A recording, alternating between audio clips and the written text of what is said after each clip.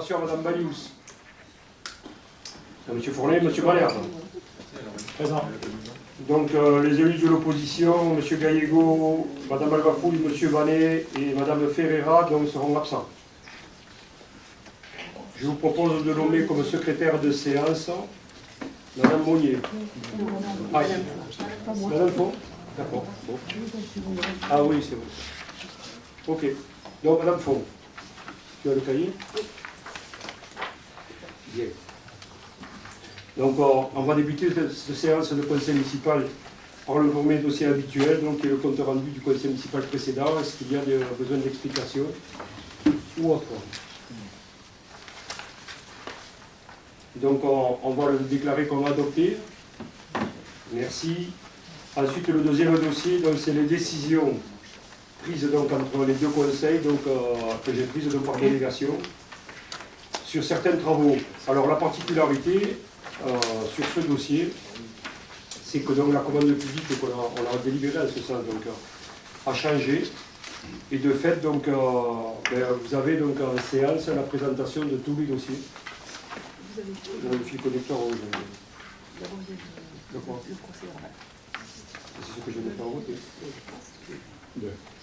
Donc, la liste des décisions figure dans votre dossier sur table. Alors, vous allez voir, donc, aujourd'hui, on avait plusieurs choix. On a choisi le choix de l'épicier. C'est figuré. Hein. C'est parce que c'est plus transparent. C'est-à-dire que tous les bons qui sont exécutés, y compris par les élus en délégation, à qui j'ai donné des délégations sur un certain montant, tous les bons sont faits entre deux conseils. Et comme donc, cette décision date du mois de février, j'ai demandé à ce qu'on remonte jusqu'à la date du mois de février, comme ça on est complètement transparent et conforme à la réglementation en vigueur du mois de février de la commande publique.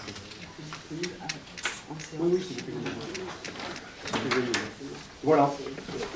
Donc est-ce que vous avez besoin d'informations là-dessus? Donc on va le décider à adopter. Ensuite, bien évidemment, comme c'est fait habituellement, sur cette demande donc, au cabinet, vous avez la possibilité de venir voir ça donc, à la mairie. Bien évidemment, comme le rallye, comme tout. Puis on va passer donc à l'ordre du jour principal, hein, donc, qui est l'élection des délégués et suppléants au sein du collège électoral, qui sera chargé de procéder à l'élection des sénateurs. Donc pour le bureau électoral, il est rappelé qu'en application de l'article R133 du Code électoral, le bureau électoral est présidé par le maire et comprend les deux conseillers municipaux les plus âgés et les deux conseillers municipaux les plus jeunes présents à l'ouverture du scrutin. Donc je vous propose de nommer Norbert Marco et Christiane Monnier et Frédéric Jonca et Janine Labille, comme donc assesseurs. Le maire invite ensuite à procéder à l'élection et rappelle qu'en application des articles L289 et R133 du Code électoral, les délégués et leurs suppléants sont élus sur la même liste, sans débat, à la représentation proportionnelle suivant la règle de la plus forte moyenne, sans panachage ni vote préférentiel. Les membres du conseil municipal qui sont également députés, sénateurs, conseillers régionaux, conseillers départementaux, conseillers à l'Assemblée de Martinique, c'est le décret qui est comme ça, donc peuvent donc être élus délégués ou suppléants, suivant les articles 287, 445 et 56 du Code électoral.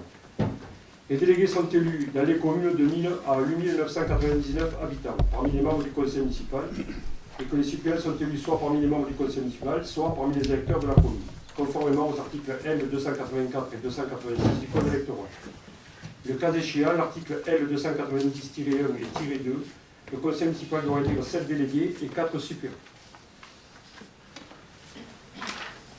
Les candidats peuvent se présenter soit sur une liste comportant autant de noms qu'il y a de délégués et de suppléants à élire, soit sur une liste incomplète, article L289 du Code électoral. En l'occurrence, par exemple, dont l'opposition, si elle était présente, n'aurait pu se présenter qu'avec 4 candidats. Chaque liste de candidats aux fonctions de délégués et de suppléants est composée alternativement d'un candidat de chaque sexe. Ça aussi, donc, c'est la loi de parité homme-femme. Il est constaté le dépôt de la liste du groupe majoritaire, et la liste, je l'ai éliminée.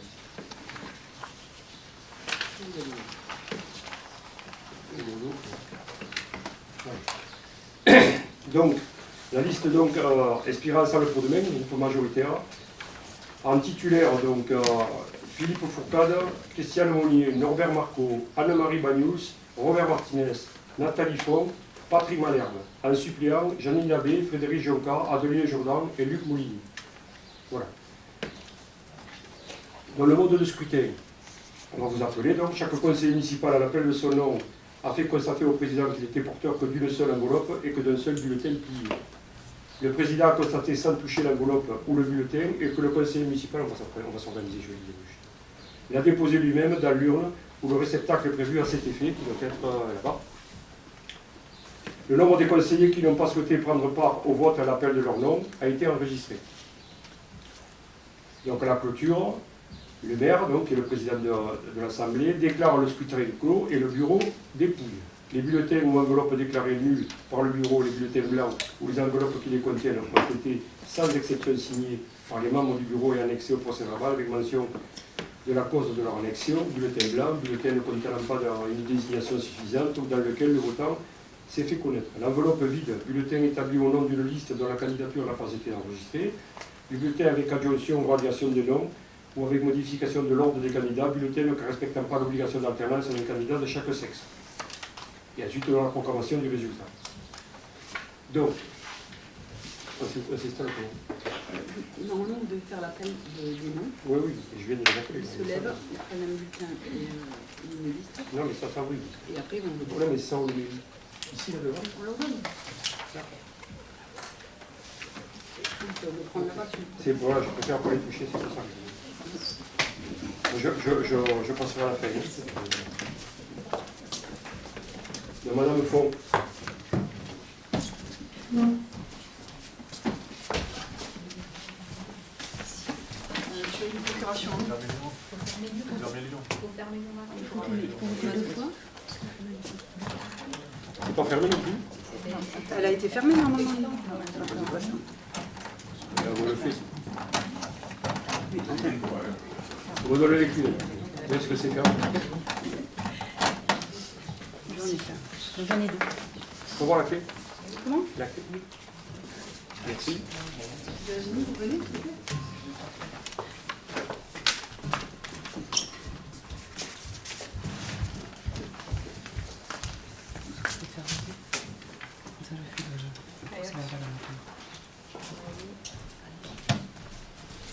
À voter.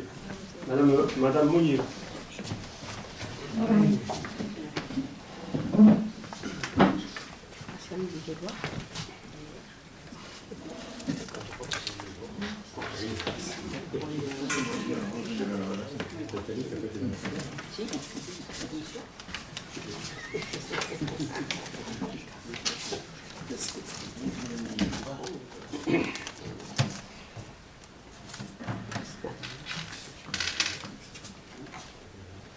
Après.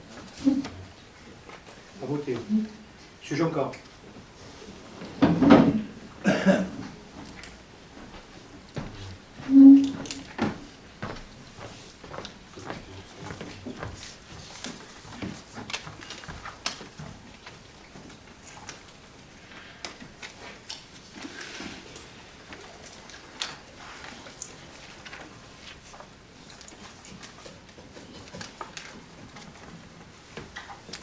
Madame Labbé.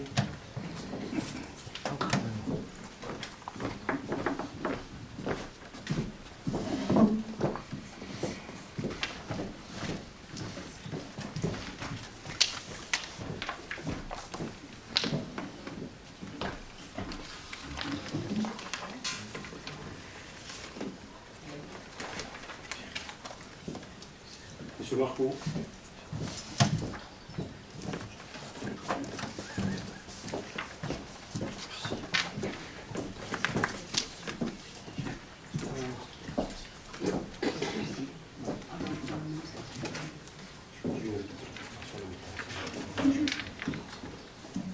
Madame Bagnous.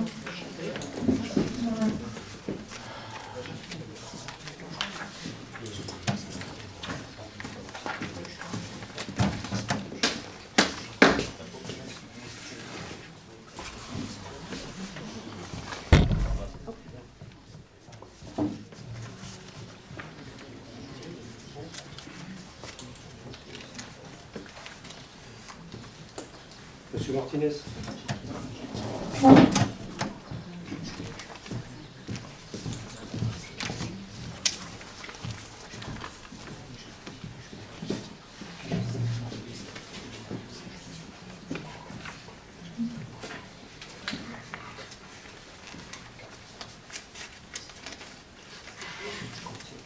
Monsieur Bafouille.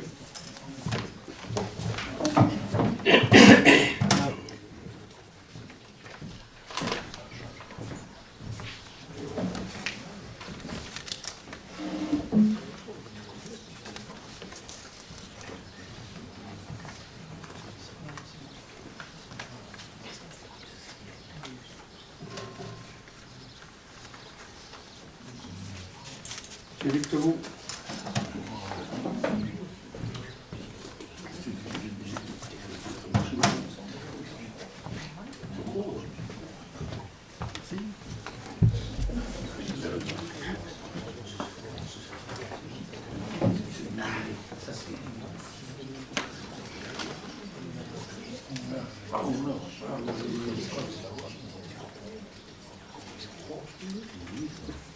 Monsieur Molinier.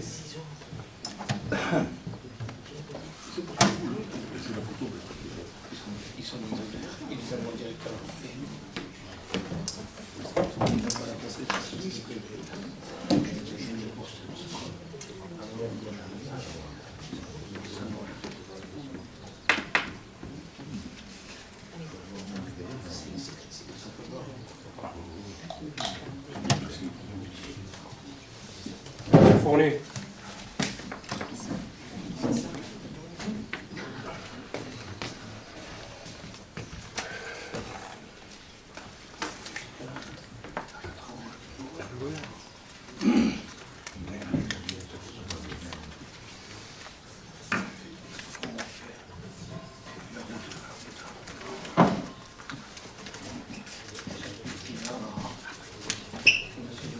Je m'appelle.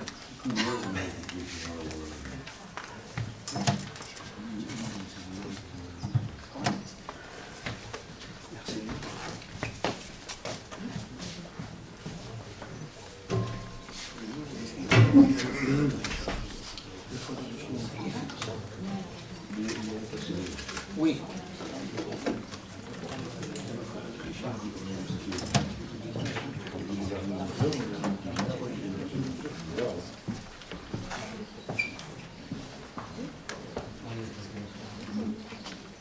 Monsieur Jonca pour le compte de Monsieur Milan.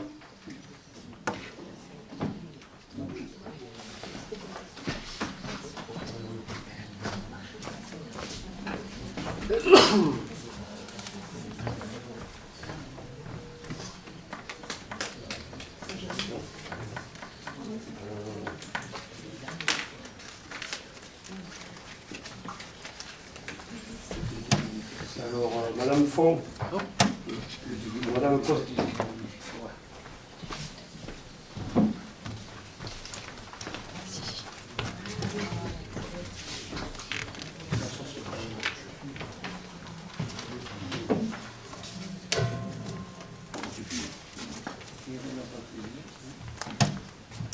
Madame Monnier, Madame Jourdan.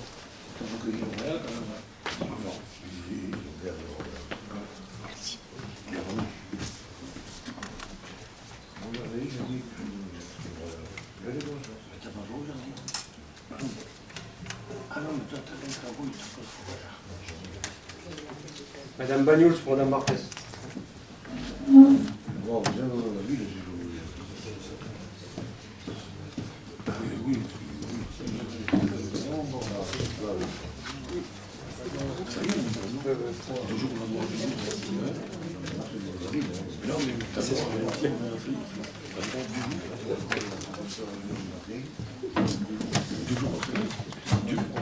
Donc, tu récupères les enveloppes tous les côtés. S'il te plaît. Oui. Voilà.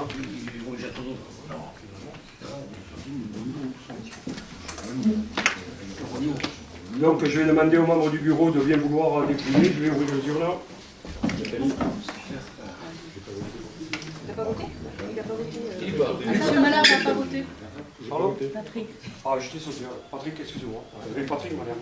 Il y a manqué. Pourtant, je les ai suivis.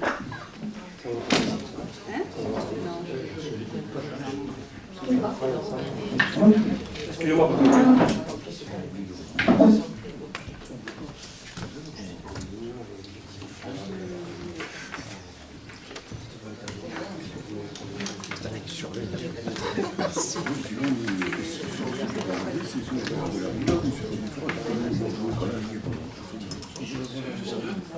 Oui,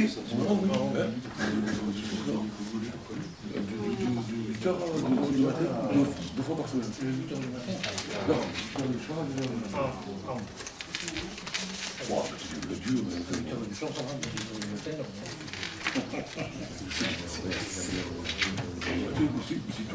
Merci Patrick, excusez-moi. Allez, membre du bureau, donc on le met comment? On va se mettre ici ou le mettez là-devant? Donc on va sortir tout ça.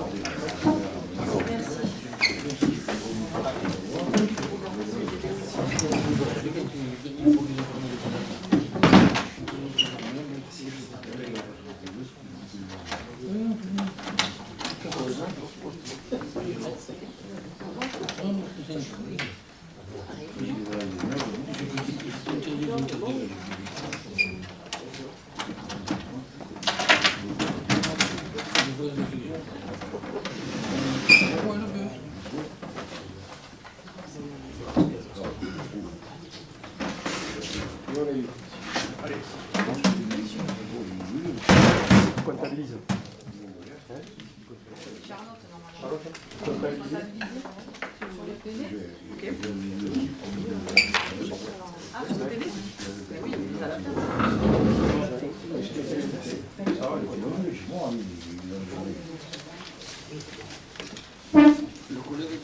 le PV, c'est général, c'est pas...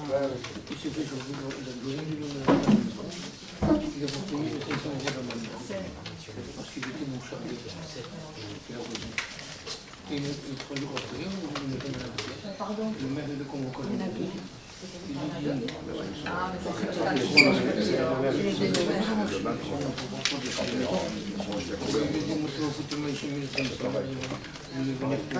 C'est pas pareil.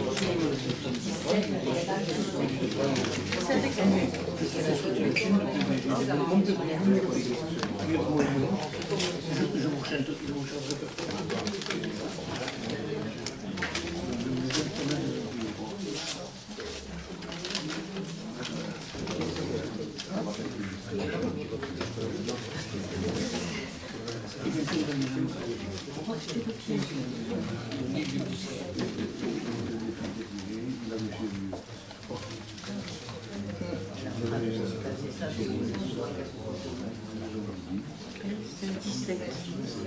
Donc 17 suffrages exprimés.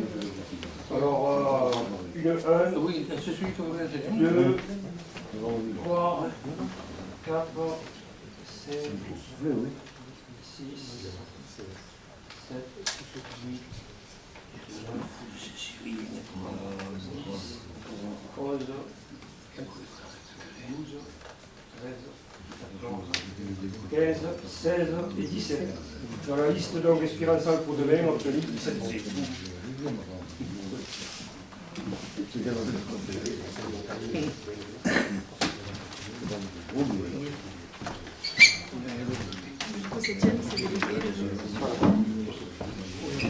Donc, les membres titulaires pour l'élection sénatoriale du mois de septembre, c'est Philippe Fourcade, Christiane Monnier, Norbert Marco, Anne-Marie Bagnous, Robert Martinez, Nathalie Font, Patrick Malherbe.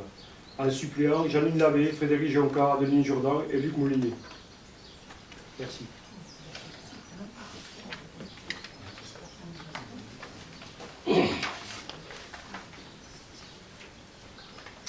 Donc, le deuxième dossier, et dernier, à part qu'il y ait des questions diverses, voilà, au niveau de l'ordre du jour. C'est le plan d'action d'urgence et de responsabilité face à la sécheresse, charte d'engagement municipal et plan d'action communal pour réduire la consommation en eau potable. Donc, notre département et en particulier notre commune subissent malheureusement les effets d'une sécheresse particulièrement importante et mettant en péril la ressource en eau. tant pour la consommation humaine et les particuliers, que pour les professionnels, en particulier les agriculteurs qui sont gravement et durement touchés. Dans le prolongement de l'action de l'État mise en œuvre au travers notamment de l'arrêté préfectoral 2023-129 en date du 9 mai 2023, la préfecture des Pyrénées-Orientales et l'association des maires des Pyrénées-Orientales ont travaillé à l'établissement d'une charte d'engagement municipal à laquelle il est proposé que la commune d'Espira-de-la-Vie adhère pleinement. Par ailleurs, dans l'urgence, la municipalité a établi un plan d'action communal pour réduire la consommation en eau potable qui est actuellement en cours de mise en œuvre et va s'enrichir de nombreuses mesures au cours de l'été dans le même objectif. Alors, on avait besoin de cette délibération pour donc adhérer à cette charte. Bien évidemment, donc, depuis qu'on est donc en plan de crise, on s'est organisé en conséquence, on n'a pas attendu de le faire en tous les cas au niveau municipal. Donc, nous avons fait parvenir un courrier le 24 avril donc, au secrétaire général de la sous-préfecture, donc, comme quoi donc, on lui exprimait, donc, on souhaitait donc adhérer à ce plan d'action, et cette charte, et donc on lui a envoyé un courrier expliquant les mesures que nous souhaitions prendre. Le contexte de sécheresse actuel nous oblige à reconsidérer l'utilisation de l'eau potable dans le fonctionnement quotidien de notre commune. Aussi, vous trouverez ci-joint une proposition d'amélioration sur les paris, donc sur les distributions et consommations. Donc, la partie donc, distribution. Cette préoccupation n'est pas récente sur notre territoire. Depuis 2014, de nombreux travaux ont été entrepris par la municipalité afin d'améliorer le rendement de distribution de l'eau potable. Ces travaux ont consisté au remplacement d'une partie des réseaux de distribution et à des opérations ciblées sur la recherche des fuites. L'ensemble de ces réalisations ont permis à une réalisation très importante de notre rendement, une amélioration très importante de notre rendement qui est passé de 67 en 2014 à 91% en 2022. Ce n'est pas de l'eau, même si on peut penser qu'elle va alimenter la nappe, mais ce n'est pas de l'eau que l'on perd.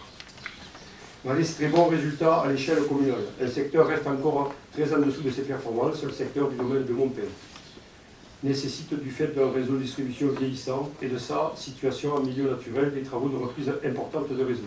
Cet investissement a priorité à court terme dans notre schéma directeur du schéma EEP et est estimé à 1 293 600 € hors taxe pour une économie quotidienne de 50 € donc c'est les données donc, que nous avions en 2017. Alors bien évidemment, donc, ce chiffre, le chiffre par rapport à, donc, aux administrés que cela concerne, ce n'est pas l'échelle, mais par rapport à la ressource en eau, bien évidemment.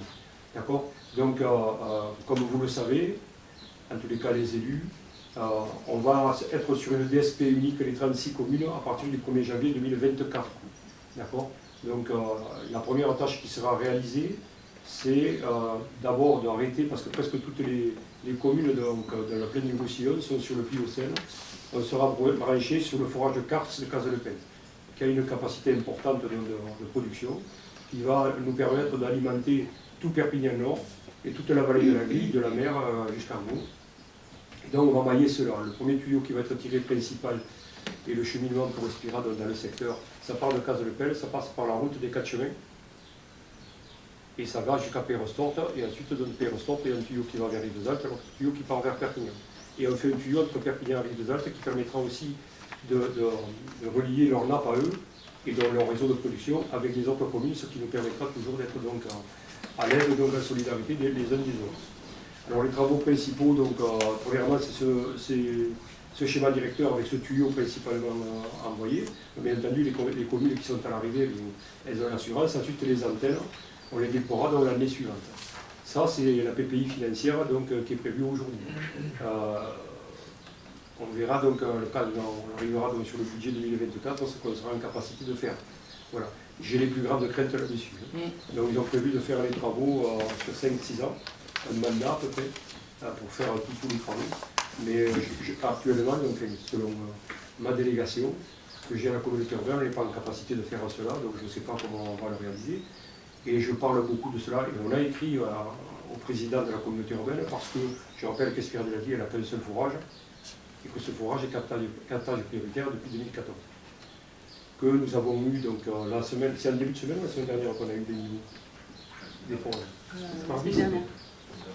Voilà. Donc on a reçu les niveaux, donc juste pour Espira-de-la-Vie, il faut savoir que la nappe phréatique, le niveau de l'eau était donc à 1,10 m au-dessus de notre forage, qu'on n'est pas en capacité de descendre le forage, que sans faire de mesures de réduction, on a réduit tout de même donc, la capacité de pompage d'environ 300 m3 à peu près, ce qui nous permet d'avoir une projection jusqu'à la fin de l'été où on devrait être correct pour l'alimentation humaine, je parle. Si on n'avait pas changé, on n'avait plus de vue, on arrivait fin de juillet. Voilà. Alors maintenant il y a des précipitations, il y a plein de choses qui se passent, mais pour autant c'est un gros projet. C'est la raison pour laquelle, donc, sur la partie consommation, 3 pistes d'amélioration sont envisagées sur notre commune.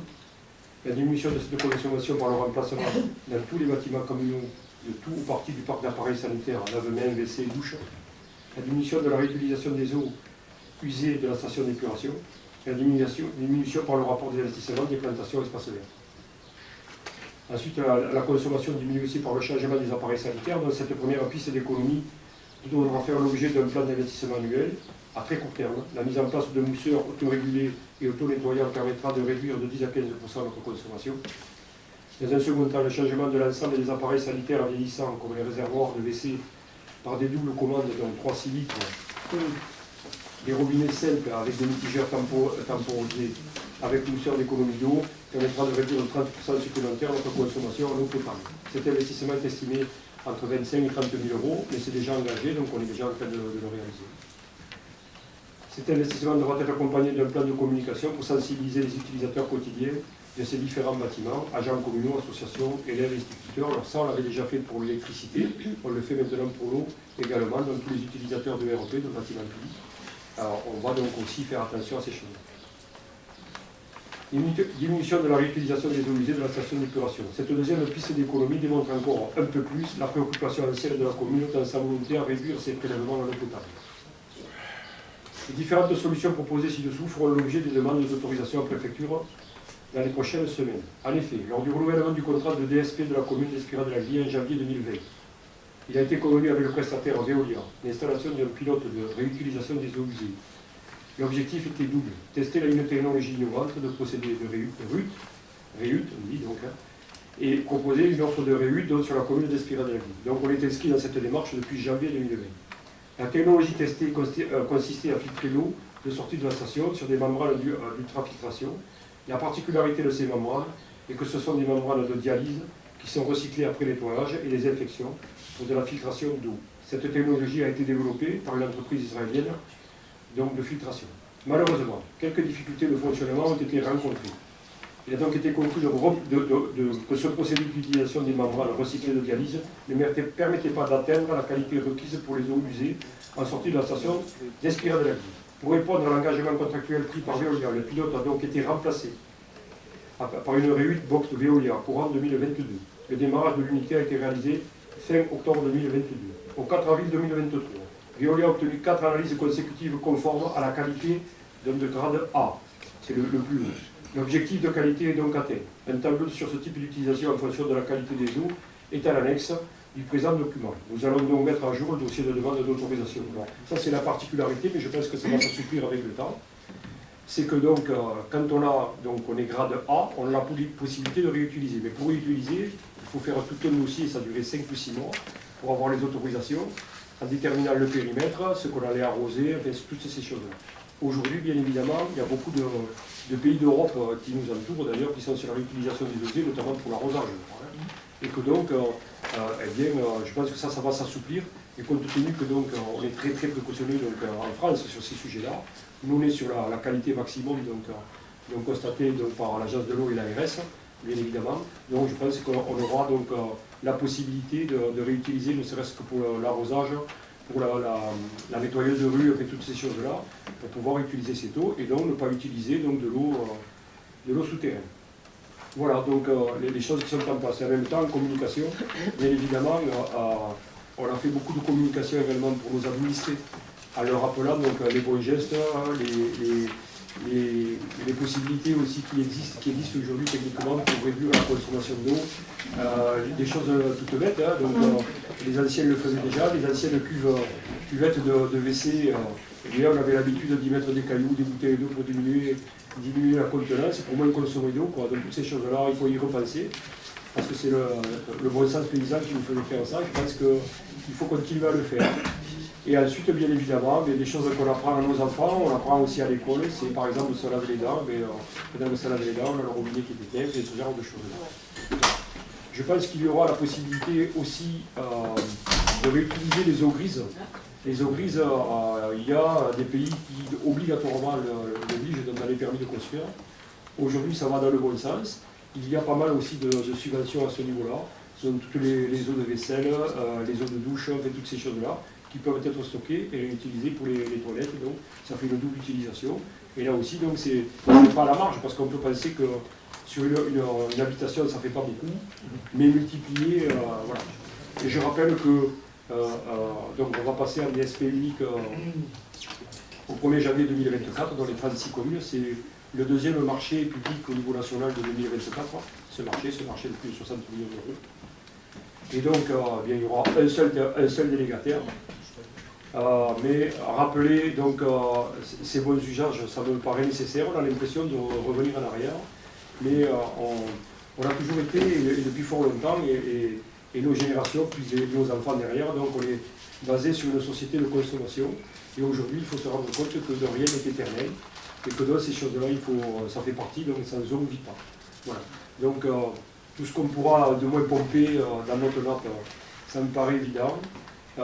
Nous avons, alors, il y a un syndicat, une réunion du syndicat du SNBVA la semaine prochaine, où on va faire la demande, donc on va voter d'abord en syndicat, on va demander à l'État d'avoir la possibilité de faire un plan rivière. Le plan rivière, ça nous permettra notamment de peut-être projeter, en tous les cas inspirant de la vie et de la volonté, de faire donc, des retenues d'eau qui nous permettraient donc bien entendu décréter pour la Salanque, parce qu'ils ont besoin d'eau agricole bien évidemment, mais ils ont surtout besoin de moins de force hydraulique, et donc parce que les digues aujourd'hui elles n'ont jamais été submergées, mais par contre la force hydraulique a cassé les digues, et chaque fois donc, sur Saint-Laurent, Cléa et Pillard, et toutes ces communes qui sont en berge ont été largement inondées dans la partie habitable. Alors, est-ce que c'était le bon endroit? On ne va pas revenir en arrière, on ne va pas refaire l'histoire. Mais pour autant, je pense que ces barrages écouteurs, ça va nous permettre en même temps, dans le lit de la rivière, de faire des grands lacs d'environ 90-100 hectares. Et donc, bien entendu, sur les nappes phréatiques, sur le territoire, ça permettra d'alimenter et pas d'envoyer cette eau à la mer. Et pas revenir sur la solution extrême, comme on l'entend. Et ça, c'est quand on est dans la situation, par exemple, de Barcelone, de réutiliser l'eau de mer, c'est-à-dire on va laisser passer l'eau à la mer, et après on va reprendre de l'eau de mer, la désaliniser, et la remonter pour en faire de l'eau potable. Je rappelle que cette eau potable, donc sur 100 litres, il n'y en a que 40 qui deviennent de l'eau potable. Ensuite, c'est un taux de salinité très très important, et on coupe tout le biotope de la mer, et on les rejette. Il n'y a qu'à aller voir Barcelone, les endroits où ils rejettent l'eau, vous allez comprendre comment ça se passe. Voilà, est-ce qu'il y a des questions? Et nous allons passer au vote. Qui est contre? Qui s'abstient? À l'unanimité, je vous remercie. Alors c'était un conseil municipal extraordinaire, parce que c'est la seule fois dans le mandat où on nomme des grands électeurs. Donc pour ceux qui veulent le vivre, c'est une belle expérience. Bien entendu, les élus qui sont donc suppléants ou qui ne sont pas dans le groupe des grands électeurs, mais bien entendu, ils peuvent venir regarder comment ça se passe. Il n'y a que les grandes villes, je crois qu'il y a que Perpignan, il y a des électeurs qui sont citoyens, de par leur taille. Donc c'est une élection particulière, très politisée, très très politisée. Donc nous, ça nous gêne un petit peu parce qu'on ne fait pas de politique, on est des élus citoyens. Pour autant, il faut savoir quand même que le sénateur, dans la 5e République, aujourd'hui, il n'a pas comme avant les parlementaires, que ce soit les députés ou les sénateurs, les enveloppes parlementaires qui leur permettaient d'acheter des voix, tout ça, ça n'existe plus. Depuis 2014, tout ça, ça n'est plus. Mais par contre, il faut savoir que l'élu sénateur, c'est l'élu qui s'occupe principalement des territoires. Donc il est important de faire le bon choix. Donc il y a des élus qui sont plus disponibles, d'autres qui ne le sont pas parce qu'ils vont sur cette fonction que par politique et que leur groupe leur demande d'y aller. Mais après, en termes de présence, eh bien, ils ne sont pas trop. Donc il faudra choisir des élus qui travaillent pour le territoire. Voilà, donc le conseil municipal, il est 1h07, 13h07, est clos. Et je vous remercie. Le prochain,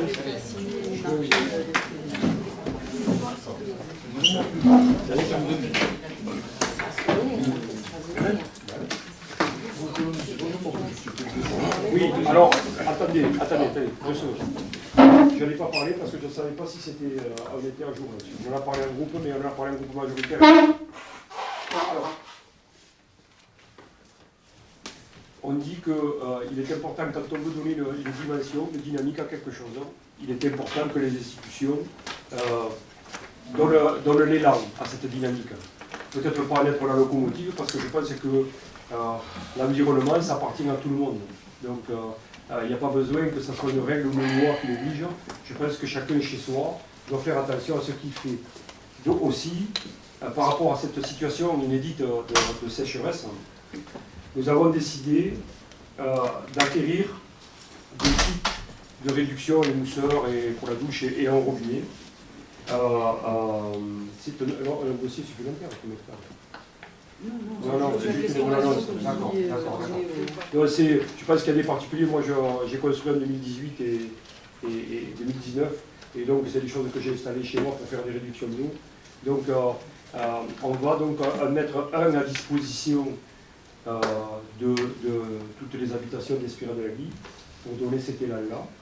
Et ensuite, donc, en termes de communication, les gens qui déposent les permis à Espira de la Vie et qui donc on l'obtiennent, bien évidemment, le jour où donc ils viennent retirer leur permis, on leur remettra ce kit également, un peu comme on remet un stylo de la ville pour le mari et tout. Voilà.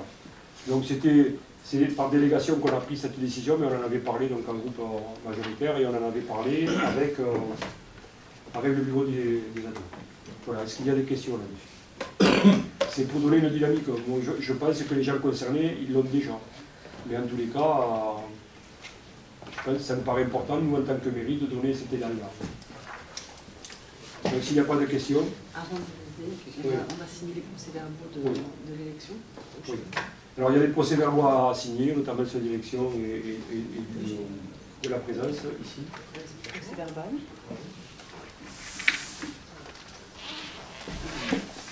Et donc, on pourra lever la séance.